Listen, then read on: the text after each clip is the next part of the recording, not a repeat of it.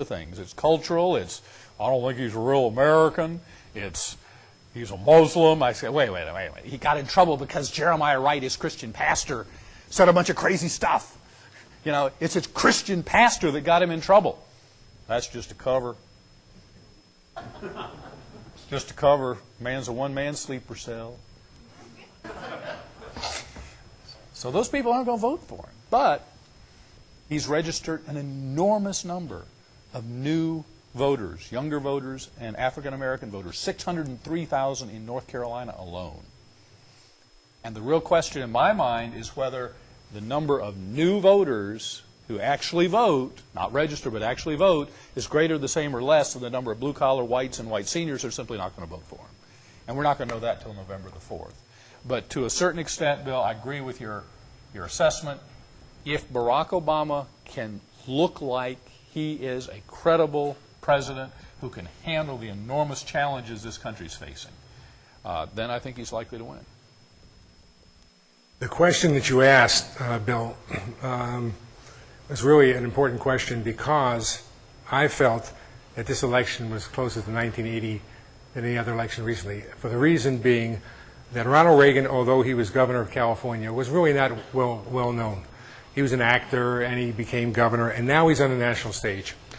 And that first debate, and only debate from 1980, was held in a place called Cleveland, Ohio, and I was there. And I wasn't there downstairs. I was upstairs with the Carter people because I was running the state of Ohio for Carter.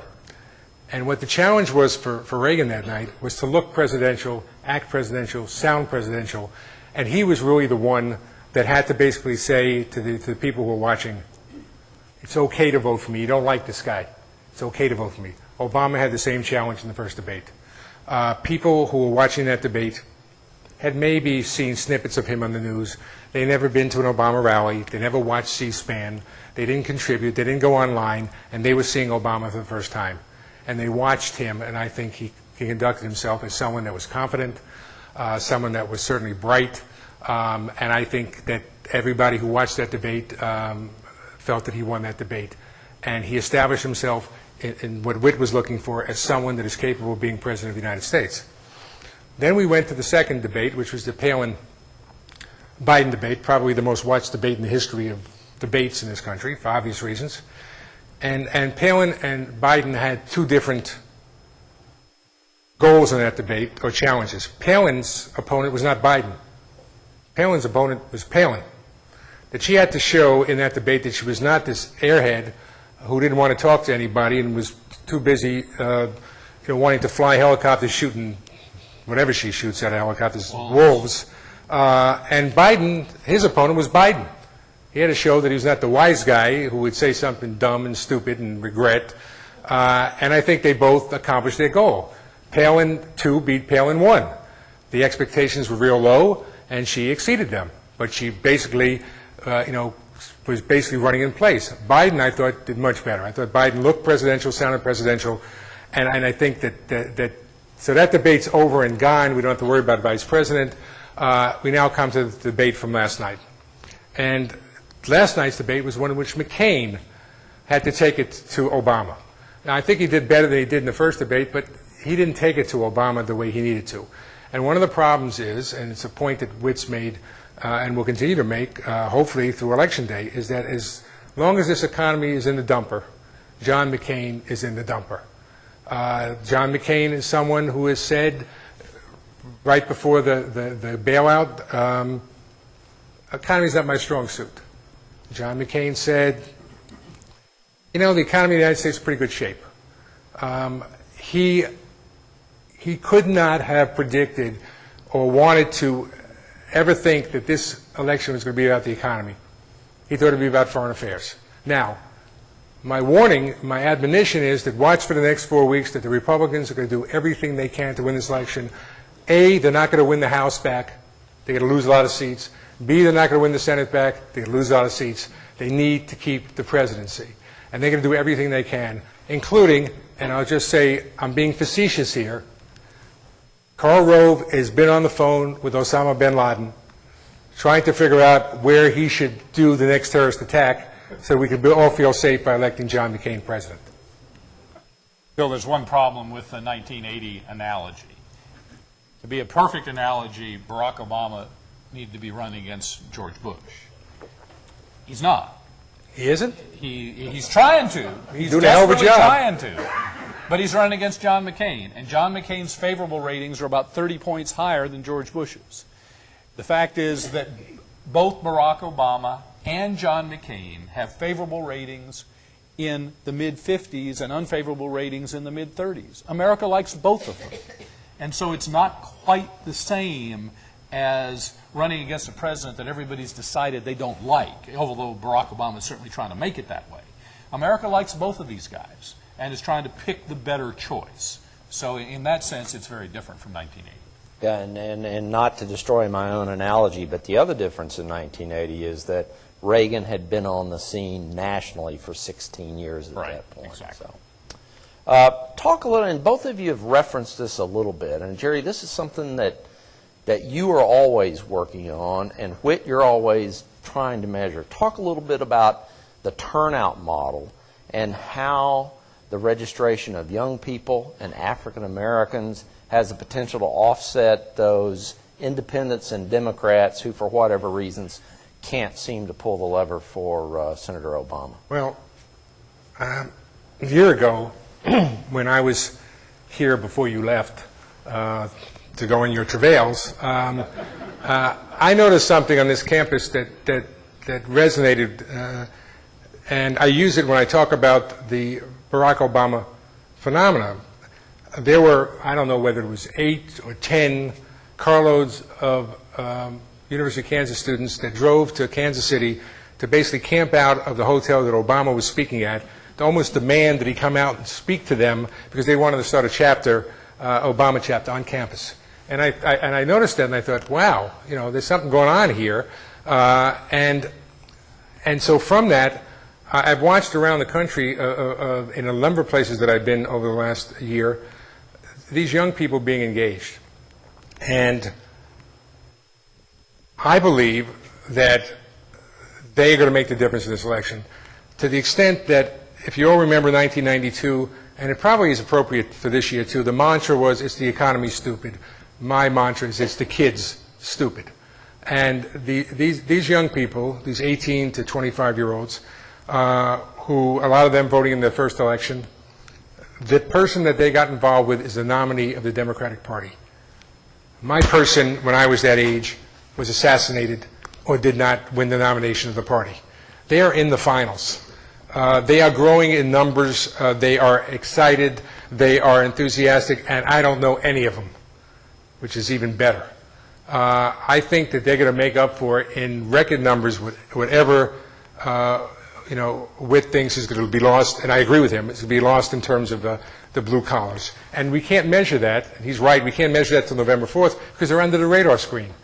Pollsters aren't polling these young people. They have cell phones. Most pollsters don't call people on cell phones. And the new registrants are usually not on lists to be called either. And I think that there's a not just a possibility, a probability that they will decide this election. And anybody who knows me in the political consulting profession would say Austin's lost his mind. No political consultant would ever base an election on young people. You'd be disappointed forever and ever. I think this year is different. Maybe it's wishful thinking, but I think it is. It drives pollsters crazy. The way we construct our models is based upon who's turned out in the past. The way we miss elections is when there is a fundamental shift from what has happened in the past. Because you look at what's happened in the past and you say, okay, 18 to 30-year-olds make up 17% of the electorate. Well, you can look at registration now, and if they now make up 19% of the electorate, you adjust your turnout model to 19% of the electorate. But what if they turn out disproportionately greater than they ever have in the past, and they make up 23% of the electorate? There's no pollster who's going to capture that, because it's kind of arbitrary for me to say, okay, I'm going to make them 23% because I think they're excited. You know what? All of America's excited. We're going to have the highest turnout we've ever had for an election, I think, on November the 4th. the highest we've ever had. So what really matters is not whether young people turn out, but whether they turn out in a higher proportion than middle-aged and elderly people turn out. And that's something that's incredibly difficult for people in my business to measure. I do think young people are going to turn out much higher than they have in the past, but I also think a lot of people are going to turn out much higher than they have in the past. And that's why I say that the critical question is this balance. Because blue-collar whites and white seniors, there are a bunch of them who are just not going to vote for Barack Obama. They're just not going to do it. But are they going to be replaced or surpassed by the young people and the African Americans? That's why we play the game. Whit, tough question, but among working class Democrats and independents in the South and in these industrial states who have hesitations about Senator Obama, clearly part of that is race. It's hard to pinpoint and disentangle which of the factors is more important. I'm not about to say that race is not a significant factor, but I also think an awful lot of people in America would really like to be able to vote for Colin Powell for president as an African American, who would never think about voting for Barack Obama. So what's the difference? Well, there's several things. There's ideology. Barack Obama is the demonstrably most liberal nominee offered by the Democratic Party since George McGovern in 1972. That's a long time. The most liberal senator in the U.S. Senate. He is far more liberal than most American voters. He's more liberal than most Democratic voters, frankly. There's the cultural difference. I mean, he comes across to a lot of people as somebody who's more comfortable in Harvard or Berkeley than anywhere in between. You know, he's very cool. He's very intellectual. He comes across like a law professor. You know, and that's his thing. He's cool in a crisis. But a lot of Americans want a little passion. And I haven't seen a lot of passion out of Barack Obama. There's his past associations. Democrats blanch when you talk about past associations, but let me pose a hypothetical. If John McCain liked to hang around with Ku Klux Klansmen, and if John McCain's church had given a Lifetime Achievement Award to Louis Farrakhan, most of us would consider that a legitimate area of inquiry. You know, there are a lot of explanations. What if the tables were turned? The press would want to know from Barack Obama, when did he know? Excuse me, if John McCain's church had given a Lifetime Achievement Award to David Duke, they'd want to know, what did he know and when did he know it? Louis Farrakhan was given a Lifetime Achievement Award by Barack Obama's church. And if the tables were turned, there'd be all kinds of questions. When did you know that? When did you find out? Did you object to that? Did you threaten to leave if they gave it to him? You know, there'd be all kinds of questions that I think, frankly, would be legitimate questions because our associations are a window into our values. So there are all kinds of things out there, Bill, that are relevant, I think, to a consideration for who we pick as president. I suspect race is a part of it, but I think it's only one part of what the resistance is to Barack Obama. My response is, well, I can make the case for, well, we should talk about John McCain. Married, his wife was in a severe accident, and all of a sudden he's leaving her for some woman he meets at a cocktail party who happens to be married, who happens to be the daughter of the richest guy in Arizona, which is how he got to Arizona. And this father-in-law, you know, funds him to become what he is today. That everybody around him is some sort of a lobbyist that's had some association with Abramoff and other people and all that. But, you know, it's all irrelevant because of the economy. And that's the problem John McCain has. You want to beat up Barack Obama and all these things. He's been beaten up already. There's not any new news here. It's the economy, and John McCain is not viewed by anybody, not by anybody, but certainly enough people to be the person they want to steer the ship of this country in terms of the economy. If it was about the war or about terrorism, different story. It's not. And so Barack Obama, who comes off very cool and calculating, which most people in my profession would say, he's too cool, he's too calculating. You want to deal with the economy, you want somebody cool and calculating. That's the way he comes off. He didn't pull a stunt by putting his campaign on suspension to go to Washington and postponed the debate and all that stuff because he was going to solve the crisis. Well, John McCain wound up becoming more of a detriment to solving it than anything else. And so as the economy stays with us, all this other stuff is irrelevant. I basically agree with Jerry on the point that as long as the Dow Jones Industrial Average is dropping 300 to 500 points a day, nobody's going to listen to anything else.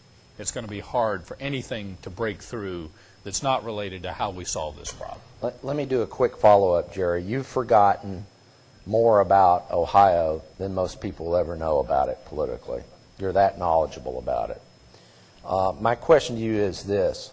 Will Senator Obama reach his final poll figure, or will he fall short? And if he falls short in Ohio, will that be because of racism? I don't do as many focus groups as Whit, but I did do focus groups in Pennsylvania, in Erie, Pennsylvania in particular, back in the primary season. And the reason for the focus groups, and it wasn't for any candidate, it was to try to find out what part race was going to play in this race and whether Hillary Clinton supporters could support Barack Obama if he became the nominee. And I have a dozen white males, range 35 plus, and they're very reluctant to talk about anything that would reveal how they feel about almost anything that's personal, as most focus groups of men basically exhibit. And so we go around the room and you always introduce yourself, and this one guy says, "My name is so-and-so, I'm a grandfather. I like Barack Obama. I like the fact he talks about the future. I like the fact he talks about change. I like the fact that I'm thinking about my grandkids and what kind of world and what kind of country they're going to live in. I like him. But when I get into that voting booth, I don't know if I can vote for a black guy. I don't know." And what happened was it opened up the whole group to start talking about this stuff. And so I saw at that point that there was a real problem that Obama was going to have by getting these folks to be for him. Well, in terms of Ohio, there are a lot of those folks, because Erie, Pennsylvania is Cleveland, Ohio, it's Akron, Ohio, it's Parma, Ohio, it's all that. I believe this is correct, that no Republican has ever won the presidency without winning Ohio, and only, I think, one or two, Kennedy, I think there may have been another Democrat that won the presidency without winning Ohio. So Ohio is a microcosm. If you went to Mars on election night and you called either one of us and you asked us one question, who won Ohio, and we told you who it was, you'd probably realize that person was President of the United States. However, I know Ohio real well, and I know Ohio is going to be close, and I wouldn't be surprised if Obama lost Ohio and won the presidency. Because I think, for those of you who are interested in life imitating art, whoever watched The West Wing, talk about a program that was sort of ahead of its time. Here's a Hispanic candidate running against a John McCain kind of candidate. And does anybody remember the state that put Jimmy Smits, the Democrat, over the top? Nevada. Watch. Good point. My next question, I'm going to direct Whit to you, but Jerry, I'd like to get your point of view on it too. I mean, the way that I analyze this campaign was that prior, and looking at the polls, prior to Senator Obama's European trip, he had a pretty significant lead. That kind of changed a little bit. It went from maybe 7 or 8 points nationally to 5 points nationally or something, coming out of the Democratic convention. McCain names, and so McCain is basically surfing backwards. He's surfing against a wave because of all the bad news. And you've been talking about it as he's running uphill. I kind of consider it surfing against a wave. So then he names Palin as vice presidential candidate. He has a great convention, and the roles basically reverse. I mean, he went from basically 5 points down to 5 points ahead until the economic meltdown. That's my read on the polls. But now it looks like the guy's not just surfing into a wave anymore. He's surfing into a tsunami. What does he do to break out of that? it's hard to imagine him breaking out of it as long as the economic meltdown leads every newscast and is at the top of every newspaper. It's just very, very difficult. As I've said before today, if John Kerry had had this economy in 2004, John Kerry would be president. It's just that big a deal. But a lot can change in 28 days. And if this bailout indeed does stabilize the credit markets, and if the stock market can recover a little bit, then you're going to open the conversation to a broader array of issues and concerns. And I think it's perfectly appropriate to broaden the conversation to whose values are closer to most Americans, whose ideology is closer to most Americans, whose approach is closer to most Americans. And I think if you start asking those three questions, it'll be John McCain, because he's no right-winger. He is an independent. He is a maverick. And he is closer to where most Americans are than Barack Obama on ideology and values and orientation. So if you have an opportunity to expand the conversation into those dimensions, I think John McCain's got a shot to close the gap here. But all that is premised on the fact that the economy, or at least our financial markets, stabilize a little bit and allow people to hear something other than an economic meltdown. Jerry, I want to give you a chance to respond, but I just want to do a quick follow-up. So in essence, you didn't, these are my words, not yours, Whit, but you're basically saying McCain's lost control of his own fate. His fate is kind of based upon factors out of his control. Well, to a certain extent, it has always been. The playing field is tilted toward Barack Obama and away from John McCain. He was doing a pretty good job of running uphill and keeping it close until this economic meltdown gave him not only an uphill run, but a 70-mile-an-hour headwind. You know, if that 70-mile-an-hour headwind can diminish to 30 or 25 miles an hour, he's pretty good at running uphill. But he's got to have some help. Jerry, respond to that, but also take it a step further. Tell us what Senator Obama needs to do to close the sale. Well, first of all, let's remember a couple of things. I'm going to repeat myself here. Stop looking at these national polls. Even when these polls had Obama up by 5 or down by 5, the individual states basically had a number of elections very close, Obama leading or McCain leading, but everything else was basically pretty much stayed the same. Now the point I make is that Obama is contesting in states that Bush won last time that McCain didn't think he'd have to contest. That's one thing. Secondly, I don't know why the Democrats decided to have their convention on the week before Labor Day, because as most of you know, that the party in power goes second, the party out of power goes first. Usually you have yours in July and the other party has theirs in August. The Democrats decided to have theirs the last week in August. The Republicans have theirs right afterwards, which means that the bump that Obama should have gotten from Thursday night in this speech at this convention was about 12 hours long. And he didn't get the bump that you usually get of double digits because John McCain very smartly was going to announce his running mate the next day.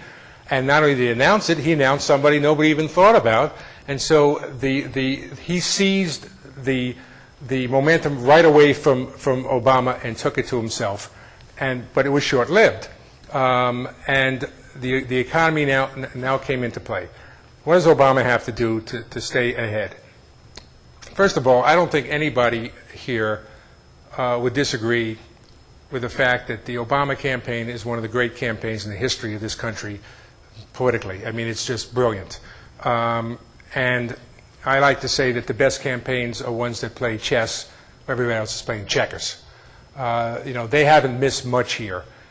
They've taken the internet to a level that no one could even imagine, and who knows where it's going from here. Day doesn't go by that I don't get 5 emails, and every one of them is asking me for money or asking me to volunteer. Everything you want to see on that site, you can see, whether it's videos or whatever it is. So he keeps energizing his supporters. He doesn't make any mistakes. He is cool, calm, and collected just like he is. Someone like me, I would have a tough time with John McCain, debating John McCain, because I want to punch him. I mean, you just said that one. You referred to me as that one, and he kept his cool. And he's got to keep his cool. And they need to take Joe Biden and send him to Alaska for the last month to make sure he doesn't do anything or say anything crazy. But he has a terrific ground game going on. These folks are really smart, and luck is a part of every election. And in this election, besides a lot of things that have been lucky, you look at Ohio.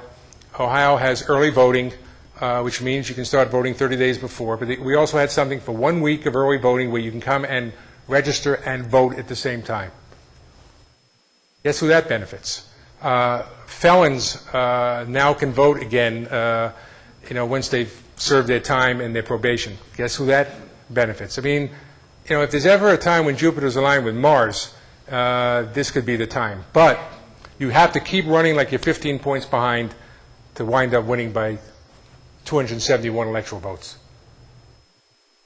I have one last question, then we'll open it up to Q&A from all of you tonight. And we'll have a fair amount of time to do that.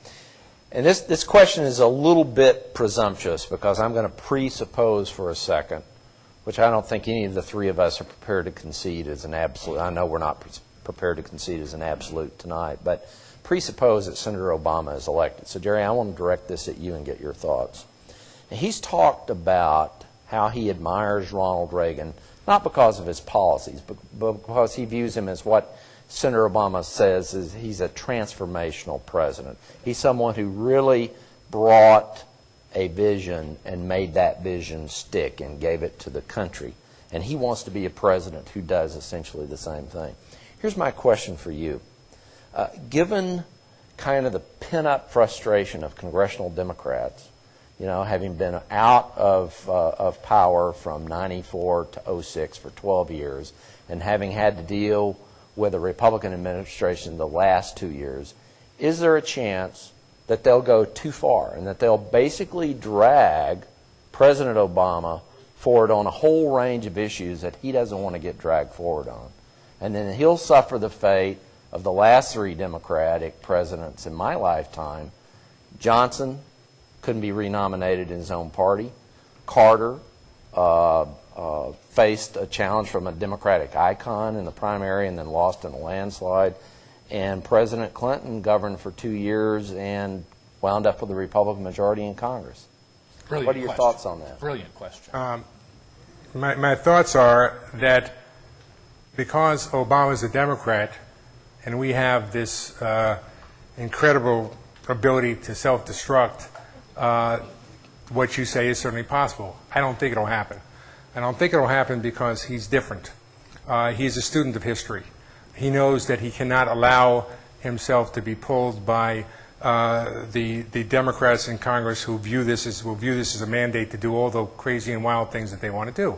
I was with some folks last night, who were psychologists and doctors, and got into discussion about medical care, and what's Obama going to do about health care? Universal health care is terrible, it doesn't work and all that. I said what he's going to do is he's going to bring people to the table from all different points of view, and they're going to come up with a compromise. It won't be this, and it won't be that. It'll be this. When Bill and Hillary Clinton got in there, it was my way or the highway. I think this guy he is special. And Whit's point about how he Harvard Law School, Harvard Law Review, president, one step further. No one would be critical of anybody who was president of Harvard Law Review who took 6 figures to go to Wall Street or to go to some great law firm. No one would be critical of that. Nor should we be. He didn't. He didn't. Now, did he go back to Chicago because he wanted to start working to be president of the United States? Who knows? But the point is, this guy is different. This guy is special. His wife is different. His wife is special. They have 2 young daughters. This is a different time in this country. And for those of you who are my age or older, how many of you ever thought you'd live to see the day when an African American would be the nominee of either party and very possibly President of the United States, I certainly didn't, and I know my parents, who are no longer around, would have loved to see this day. And it may be happening, and I think if it does, I don't think he'll be like everybody else. Whit, do you have any comments on that? I do. First of all, you've raised an interesting prospect that creates an argument for John McCain that you haven't heard from him yet. And you may hear. It will antagonize thoroughly any Republican running for Senate or running for House. But in a couple of weeks, if it looks pretty obvious that the Democrats are going to control both the House and the Senate with larger majorities, there's an opportunity for McCain to come out and say, folks, don't let them have it all. We work better as a system of checks and balances. We work better in a country that is this closely divided if we don't have one party controlling the House and the Senate and the presidency. Let's concede that the Democrats are going to have the House and the Senate. Vote for me for president as a check on them. Be interesting to see if he actually pulls that one out. But if we assume that Barack Obama wins the presidency, the best predictor of the future is the past. Barack Obama has never once reached across the aisle to form a bipartisan coalition to do anything. His chief of staff has refused to come to the bipartisan chief of staff's breakfast that's held every month in the U.S. Senate. He has never, ever demonstrated the slightest indication, inclination, or willingness to work with Republicans on anything, unlike John McCain, who has consistently done so with a Gang of 14 and the judges, and campaign finance reform, and climate change. John McCain, if you want somebody who's going to reach across the aisle and form bipartisan coalitions, is the only guy in this race who's done it. So the temptation is going to be there, if he has the kind of majorities that we think the Democrats are going to have in the House and the Senate, will be to say, I'm going to run right down the Democratic side of the field, because that's his history, he's never done anything else, and he'll have majorities in both the House and the Senate. That is good news for Republicans, because that means the Democrats will do just what they did in 92 and 94, and that is create an environment where Republicans can make a quick comeback. That's not true. That's not true. You've heard Obama, if you've been watching this, talk about working with Dick Lugar, working with Tom Coburn. Now, not going to chief of staff breakfasts, give me a break. First of all, the rancor that he and other Democrats experienced with these Republicans in the majority for all these years, why would you go to a breakfast with people that want to cut off your bodily parts? That's not a real good measurement. The measurement is, that this guy has created a movement in this country exemplified by millions of contributors, millions of volunteers who are not going away after this election. They're going to be part of his administration. They're not going to have jobs, but other than a job in their own community, to get issues passed, to work on candidates or office holders to work with him. I think you're going to see a revolution in this country that you've never seen before. And I know it may be wishful thinking for someone who's wanted to see this their entire political life, but I think it's going to happen. And in addition, John McCain's no maverick. He's a mimic. He's a mimic. He's not a maverick. How can you call somebody a maverick that voted against the Violence Against Women Act? How can anybody in their right mind vote against that? How can anybody be against equal pay for equal work? How is that possible? How can anybody vote against the GI Bill of Rights? Come on. He's a maverick. He's a mimic. John McCain has opposed his own party's president on the number of troops necessary in Iraq, on the leadership of Don Rumsfeld in the Pentagon, on the definition of torture, on stem cell research, on campaign finance reform, on climate change. The list goes on and on and on. Moreover, I hope you're right about the way Barack Obama would govern, but the best predictor of the future is what you've done in the past. John McCain has actually passed things in a bipartisan manner on campaign finance reform. He's brought climate change to the floor with Joe Lieberman. He has created a Gang of 14, which has confirmed a bunch of judges. Barack Obama, and John McCain's right when he says this, has never, ever confronted the leadership of his party, nor has he ever accomplished anything in a bipartisan manner. I hope you're right. I hope you're right. And isn't it interesting that one guy's been there for 26 years, and one guy's been there for 4 years, 94, 2004, 4 years, and that guy may be president of the United States. Wow. Gentlemen, both of you are very passionate, obviously, about this election, and I respect that enormously, but let's go forward and do some Q&A from the audience. And everybody keep in mind here, we're not debating truth, justice, in the American way. We're talking about politics and political perception. So we're not going to make judgment calls on who's right, who's wrong, and what's true and what's not true. If you would, if you have a question, please raise your hand. Wait for one of our students with a microphone to come and give it to you, and then ask your question. No filibustering, please. Andrew.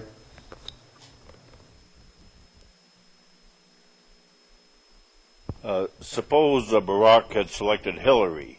Do you think the Democratic would be further ahead today? If Barack had selected Hillary, Vice President. If Barack had selected Hillary vice president, right? We would have had to have a new position in the government. It's called food taster. Never was going to happen. It was not even worth discussing. It never was going to happen. Barack Obama didn't want to think about being president and looking around the corner and watching Bill Clinton trotting into the office going, I've got some ideas for you. If you want to play what-if game, so the interesting what-if game is if Hillary had won the nomination. Because I think she and Bill would have been smart enough to put Barack Obama on the ticket with them. And a Clinton-Obama ticket would really be 15 points ahead right now. And if everyone remembers the 1980 Republican convention, when Reagan was nominated, there was this great flurry of talk about how he was going to appoint Gerald Ford as vice president, and they were going to have a co-presidency. And once that started getting around, Reagan squashed it, just totally squashed it. It won't work. Next question. I know there are more questions to this. We've had, okay, there you go. Let's get one right here.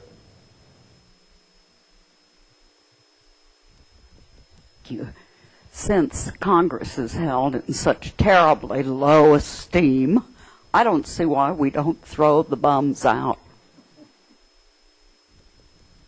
Well, there's certainly a case to be made for that. The problem is that we still think to a certain extent that the bums in general are bums, but our bum is a pretty good guy or a pretty good gal. And we still think that the person we know and the person who represents our values and speaks for us is pretty good. But you're right, Congress has about half the job approval president of George Bush, and that's getting way on down there. And the real question in this election, I think, is whether that creates an anti-Republican fervor or an anti-incumbent fervor. And we'll find out on November 4th. But your question's a very good one. Next question. Let's go back over here. Andrew, find one. We've got a couple people with their hands up over here. Mr. Austin, you were involved in Jesse Jackson's campaign 20 years ago. I was wondering if you'd noticed differences in the way that race plays in presidential politics in 2008 versus 1988. No difference whatsoever. I'm kidding. The obvious is that Jesse Jackson was a black candidate for president, and Barack Obama is a candidate for president who happens to be black. Jesse Jackson did not have any senators, governors who supported him for president. The only Congress people he had were African Americans. Barack Obama, obviously different. That in 1988, we raised, with the federal match, $31 million. Barack Obama raises that in a half a month. The world is different. Jesse should be given credit for laying the groundwork, although during this past campaign he acted like Bill Clinton, which was, gee, I'm not on center stage. I need to get on center stage and do something and say something to get me on center stage because I can't believe that somebody else is there. And instead of taking pride in what Barack Obama accomplished, he and people like Andy Young talked about how Obama did not come out of the civil rights movement. No kidding. There's going to be a time, and hopefully after this election, when we're not going to be talking about people running for office who come out of the Vietnam era.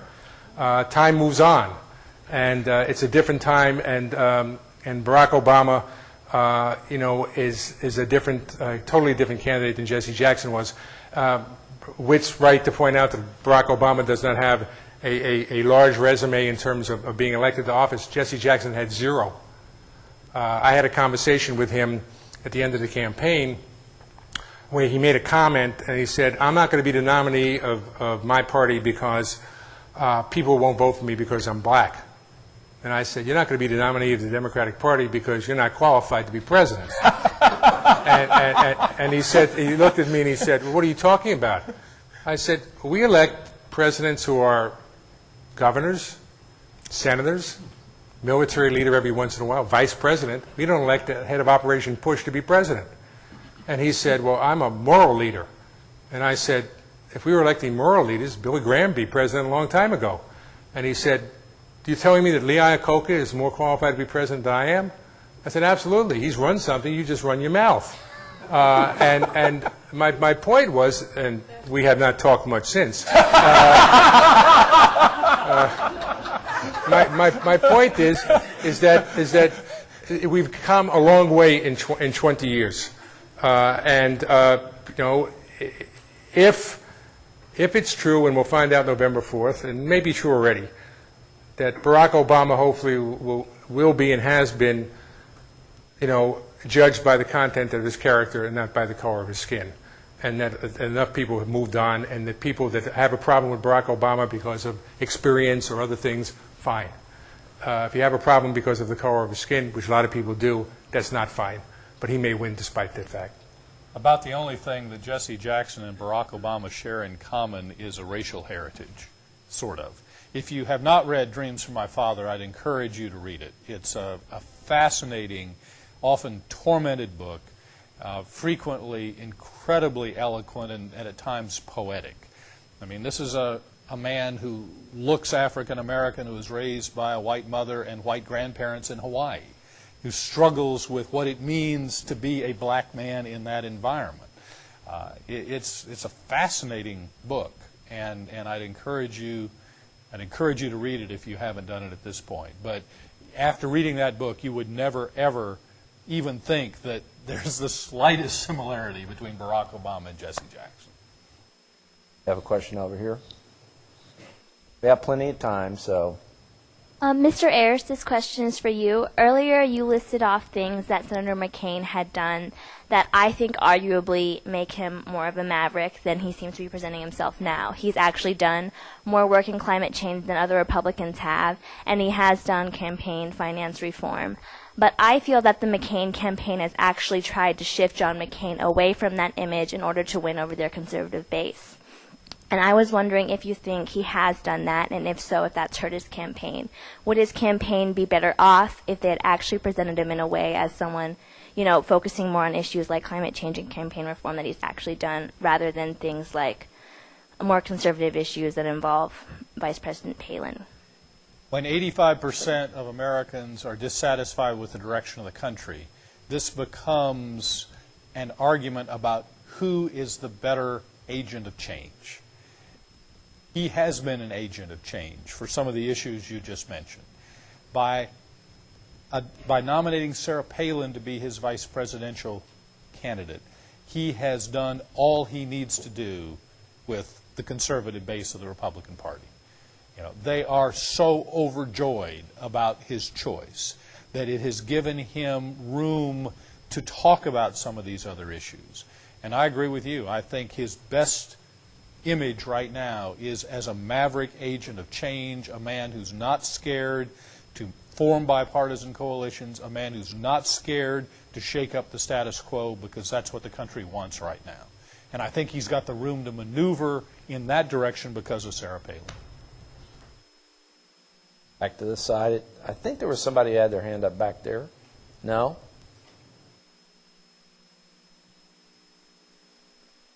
Okay, this is a Democrats' probably partisan notion of the McCain strategy from here on. I'd like comments from both of you, please, on this. Suppose then that they decide to go all out negative. I don't know whether they're doing that now or backing off of it. And if that backfires, as I think it probably will, maybe they just keep quiet and hope for election voter suppression and strange things happening to election machines. Do you think that is the most likely scenario now? There are often comments, questions that people like Jerry and me get, which is a fairly simple-minded question. Do negative ads work? Well, some do and some don't. Negative ads that are true, that are relevant to the discussion, and that are persuasive work very effectively. Where negative ads that are not those three things can blow up the campaign that runs them just as easily as they can the opponent. I happen to think, as I mentioned earlier, that values and perspective and ideology and culture are relevant considerations for somebody who's going to be making decisions for this country over the next 4 years. But it's got to be relevant, and it's got to be seen as relevant to the choice, not as trying to divert people's attention from something that's more important. And it's got to be true, and it's got to be persuasive. Negative information is every bit as important as positive information when we're making a decision about whom to hire. If you're going to hire somebody in your company, if you're going to hire somebody to work at your house, you want to know if they're an alcoholic. You want to know if they've been a child abuser. You want to know the negative stuff as well as the positive stuff. It's part of the decision that we all make.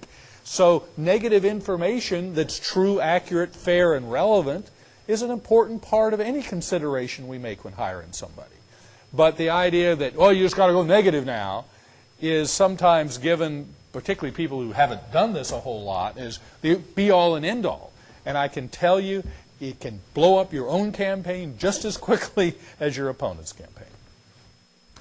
I agree, but I think what you're going to see here in the next 4 weeks, and I hope I'm wrong, the most vicious attacks ever seen in the history of presidential politics. Let's say it again, the Republicans are not going to win the House or the Senate back. They want to keep the presidency. And Palin has already started this. Now, what she does is she preaches to the choir. When she's, basically saying things about Obama where someone in the audience says, kill him, or starts using, the N-word, this is not by accident. However, she's preaching to the choir. And I think that, again, I'm not naive, but wishful thinking on my part, and Whit is right that, the greatest predictor of the future is the past. I just think this is a different time, that people are not going to buy this crap that's going to come. They're going to be turned off by it, and Obama is going to win by an electoral vote landslide. Let's just not assume that negativity is confined to one party or the other. I mean, this is an ad. This is a campaign that's already run an ad that basically says McCain is too old to be president and can't use a computer because of his war wounds. This is a left wing that has run an ad in the New York Times called General Petraeus about a commanding general of American troops in the field, which I think was treasonous. So there's plenty of negativity to go around both on the left and the right. I agree completely, and both sides. And those ads he talked about were ridiculous and stupid. They weren't done by the Obama campaign. They were approved by him. They were done by Move On, which does some stupid things, and both sides do stupid things. But I'm talking about Sarah Palin, who's running for vice president. Go to a question, and we're on this side now. This is from Rumorsville, and I'm from Topeka, Kansas, and all over Topeka people are getting letters stating that Biden is going to drop out the 18th and Brock is going to choose Hillary and win the election. The original one I saw said October 6th, so. But remember what I just said. If that happens, they got to get a food taster. Yeah, that's right. All right. The last presidential nominee who's changed a vice presidential nominee after initially picking him lost 49 states. That was George McGovern, 1972. And let me jump in here and say something to all of you, just from a personal point of view, with the Dole Institute's mission in mind, because we got a great question about a very similar item just a couple weeks ago about the Internet. There is a lot of stuff that I see on the Internet from, you all know I'm a Republican conservative. I get a lot of stuff from conservative Republicans saying, geez, have you heard this? It's totally untrue. You know, go and check these things out. Now, the beautiful thing about that particular letter was the date is always set sometime in the future, so you can't refute it absolutely, but it's not going to happen. So just always question stuff coming in the Internet, because a lot of it's flat out not true. Really, I got a bunch of money from a Nigerian bank account. Let's get Professor Sedich here. Help me understand this about John McCain. Either John McCain is the most generous, forgiving Christian man ever to draw breath, or he's the most unprincipled, ambitious man ever to seek the presidency. He got treated so badly by George Bush in 2000. He was a good sailor and campaigned with Bush in 2004. Campaign finance reform passed. The president hated it. He signed at 8 o'clock in the morning and ran off to a campaign, event. And now John McCain has hired all these George Bush people and adopted his tactics. Which of my conclusions is right? Christian or unprincipled ambition? Neither. I mean, they're both caricatures on either end of the spectrum. He's a successful politician who wants to win. He's running a presidential campaign. The last presidential campaign, the last Republican presidential campaign that was successful twice was George Bush's. And so the people who've actually participated in recent successful presidential campaigns tend to have worked on a Bush campaign. It has nothing to do with any kind of design for tactics or anything of the sort. I think John McCain is a good man. I think Barack Obama is a good man. I think that's one of the reasons why they both have 20 points more favorable ratings than unfavorable ratings. And I think that's good for America. We're trying to decide between two essentially good men whom we both like. It's not a matter of choosing one guy and hating another guy. But I think he's a principled and honorable man. I have disagreements with him. I think campaign finance reform is a horrible piece of legislation. I wish we'd repeal it and start over. I don't think it's done the slightest thing to decrease corruption in politics. It's done everything to complicate running campaigns in a responsible way. But I still think he's a decent and honorable man, and I think the same is true of Barack Obama. Let me just make another point about luck. I agree with Whit that McCain decided to choose people who had been successful in presidential politics. George Bush's last 2 terms were, was where he went, and he chose them. Barack Obama was lucky. He couldn't choose Bill Clinton's people. They were with Hillary. Rest my case. I want to ask you guys something, because we were talking about this afternoon. One of the most remarkable things about the Obama campaign is if we go back about 2.5 weeks before the meltdown started, McCain had been on a steady march.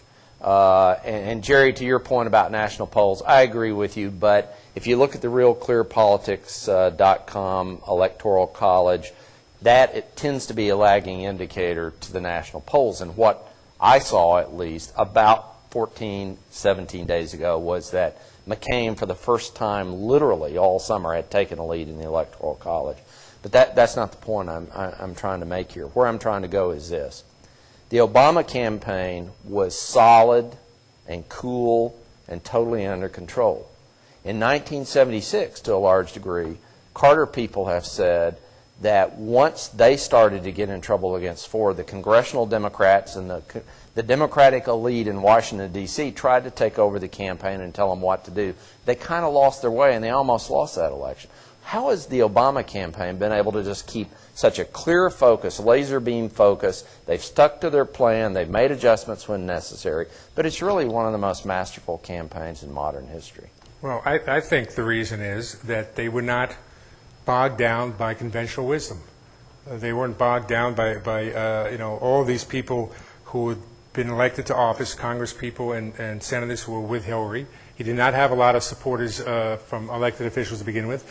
He had real people who got involved with him, some bright young people whose names you never heard of, whose names you do now know and will hear of. And he ran a campaign not based upon anything other than a vision that he had of bringing people together in a way that's never been done before.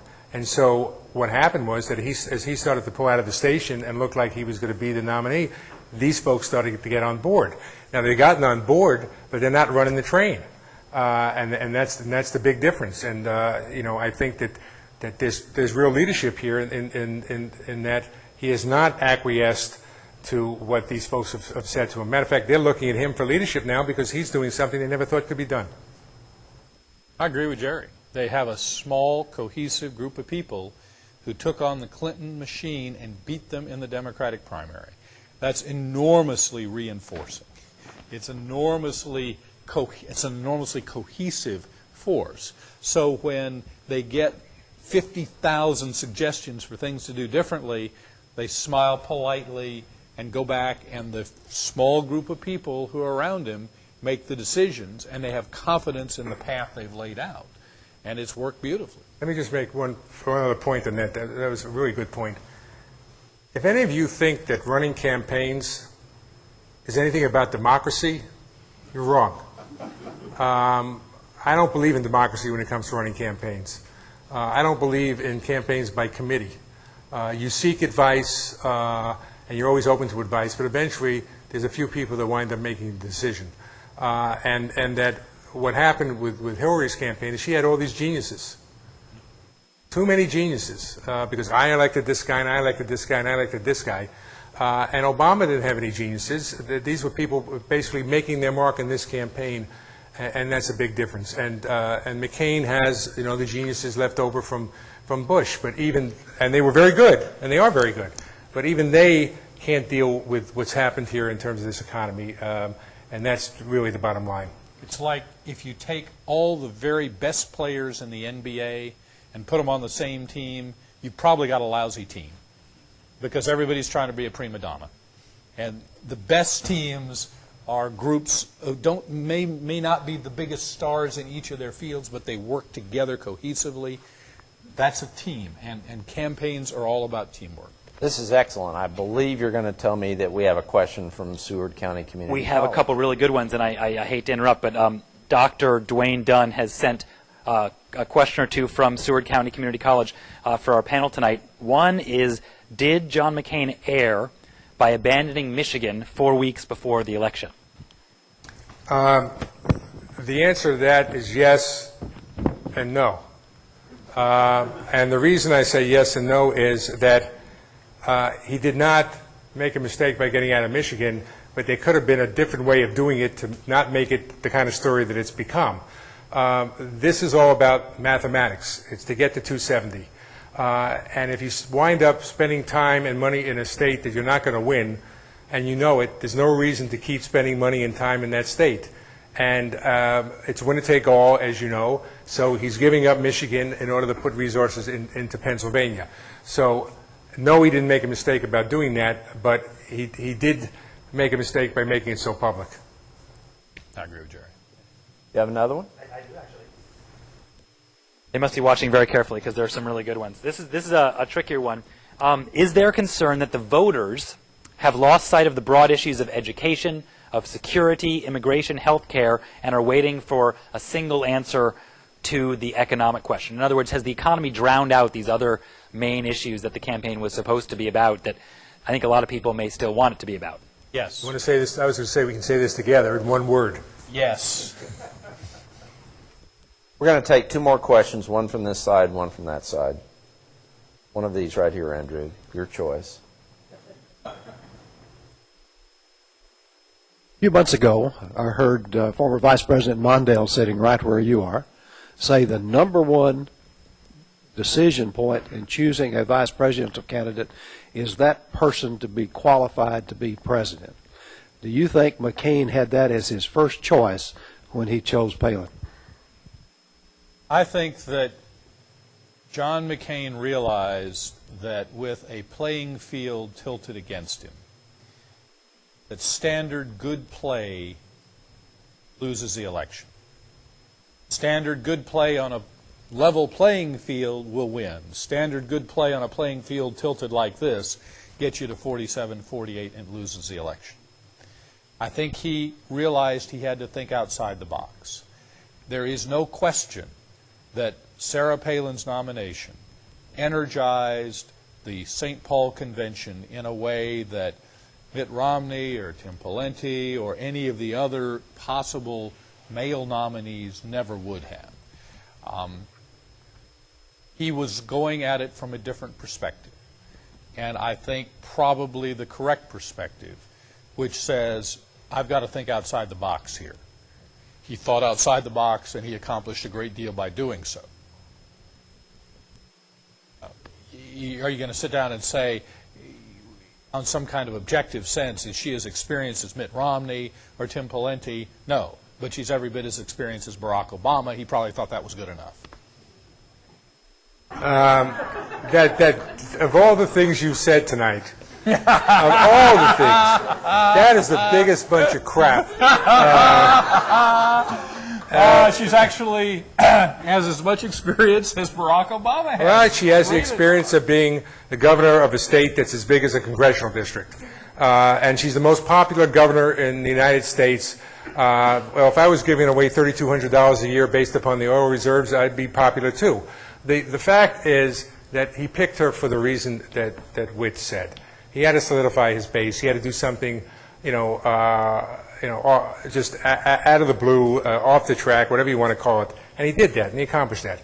But after he did that, and she was the flavor of the month, now people are saying, can this woman be President of the United States?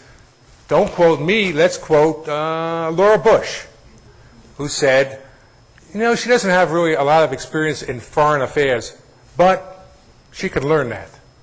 Well, learning that means taking out our binoculars and looking and seeing what Putin's doing in Russia, because you can see Russia from her porch. She's not qualified by any stretch of the imagination of being ready to be President of the United States, and she's not going to be President of the United States. But John McCain needed to do something, and he did it, and it worked, and he was successful in what he picked her for, but he didn't pick her to be President of the United States. We're going to take one more question over here. Is there any question? No? Then we're going to go right here, because we had one hand up. You still got a question? He asked my question. Oh. Inflammatory manner. Okay. Then he gets extra points tonight. And we'll go right over here. Alex, just wander across the way.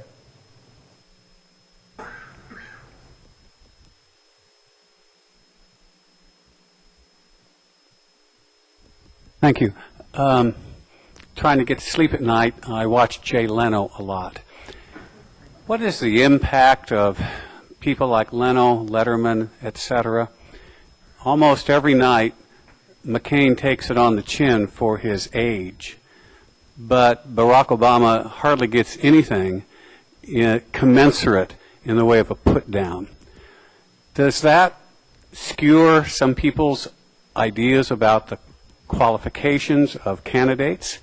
What kind of impact does that kind of levity have on the election? And we'll throw in Saturday Night Live, whether you like Sarah Palin or not, the kind of raking over the coals that she gets there in no way is much more than Joe Biden or Barack Obama or even Hillary Clinton had to put up with. So does that have an impact, those kind of things, on elections, and how much so? That's a tough one to answer. I mean, clearly it has some kind of effect on opinions that people have. My partner has a 7th grader who was discussing the discussion in her classroom about the debate, and this one guy was confidently saying that Sarah Palin had said X, Y, and Z. Well, what they discovered after they thought about it for a minute was Sarah Palin never said X, Y, and Z. It was Tina Fey playing Sarah Palin who said X, Y, and Z. The straight answer is we don't really know. I can tell you that the media has a left-wing Democratic bias as a general rule that was against Reagan, was against Bush, was against the second Bush, and yet they still won the presidential election. So clearly their orientation is not sufficient to keep a Republican from being president, but it clearly is not helpful to be the object of ridicule. And I guess the straightest answer I can give you is it's probably not helpful, but we don't know just how important it is. The most disappointed entity after this election is over and that McCain and Palin do not win is Saturday Night Live. They have the beginning of the show every week will be Tina Fey playing Sarah Palin. You can turn it off after that's over because that's the highlight of the show. But there's two other shows you didn't mention, The Daily Show and The Colbert Report, where people are watching that for their news. Now, John McCain decides that he's going to spend his campaign to not go on Letterman. Letterman's going to beat him up. I think he's still beating him up. But also remember that in terms of ratings, Jay Leno and David Letterman's ratings are very, very small. They're 2 or 3 or 4 ratings, which means that there are people watching. Yes, there are, but they're not like watching 60 Minutes or anything like that. But you don't want to be the ridicule, except that politicians, by definition, are ridiculed because they give reason to be ridiculed. And in terms of Whit's point about the liberal bias of the media, we're in a different world these days. When you can turn on Fox News and watch this idiot named Hannity basically talk about a world that I don't know what he's talking about, as if nothing else exists except whatever party line he wants to do, or Rush Limbaugh on the radio, and they're very good at it because the liberals have tried to do the liberal version of that, and they failed miserably. Basically, it's in the hands of the people, and I think this time the people just might make the right decision.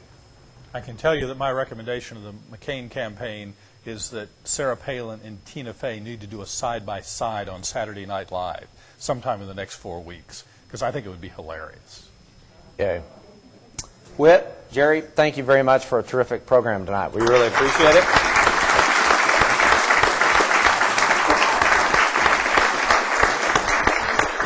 Both of you gave a very spirited and sometimes somewhat partisan defense of your guys, but we enjoyed it. We appreciate it a lot. Thank all of you for coming out tonight. We hope to see you all next Tuesday afternoon for Joe Gaylord's study group, or Wednesday afternoon for Ray Strother's study group, or Wednesday night for our debate program at 7:30. Thank you all for coming out.